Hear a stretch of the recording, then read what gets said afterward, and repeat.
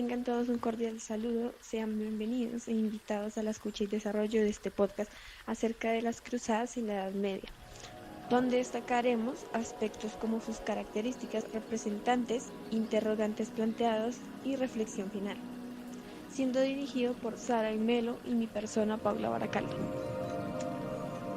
Para comenzar, fueron un periodo de tiempo muy importante para la humanidad, tanto así que se hicieron películas, libros, historias y obras en homenaje a lo que éstas fueron. Las cruzadas eran representadas por medio de los cantares de gesta, donde se glorifica la memoria de los personajes heroicos y se convierte en una obra de arte dirigida a toda nación, en la que todos de cierto modo participan.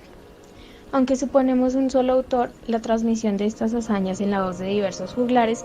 presupone modificaciones y una reconstrucción de los hechos. El motivo por cual tuvieron mucha convocatoria entre reyes, príncipes y nobles europeos de la época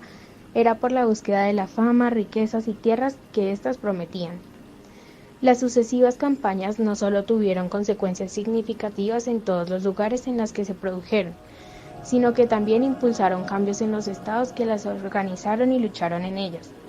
Incluso después de finalizadas, su influencia continuó a través de la literatura y otros medios culturales,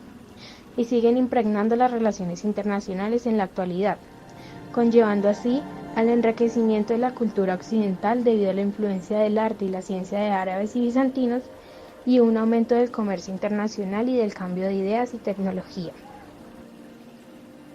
Algunos representantes más importantes de las cruzadas fueron Urbano II, ya que fue el papa de la Iglesia Católica; Pedro de Amnias, un clérigo importante de esa época; Federico Barbarroja, fue un emperador del Sacro Imperio Romano Germánico y participó en la Tercera Cruzada.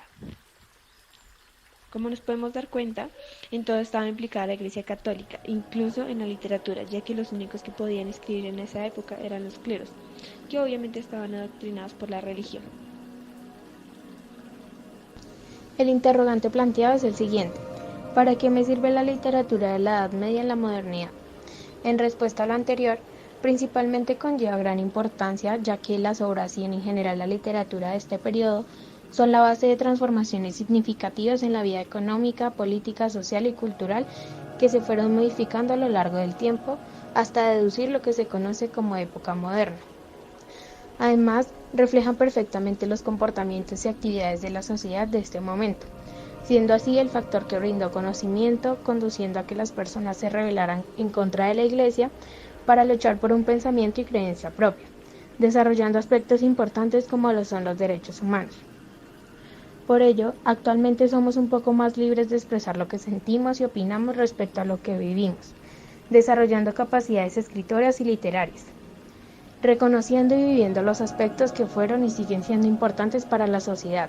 y que tuvieron gran influencia para hoy en día estar donde estamos y ser lo que somos. Como reflexión podemos decir que todo en la Edad Media era dirigido e influenciado por la religión, la Iglesia Católica, agregada a la literatura.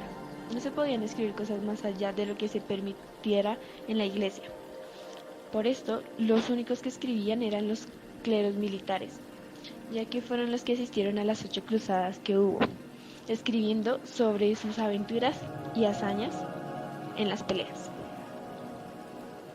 Finalmente, como les recalcamos a ustedes, apreciado público, con pausa comprende y revive importancias del pasado. Esperamos que este podcast haya sido de su total agrado y muchas gracias por su atención.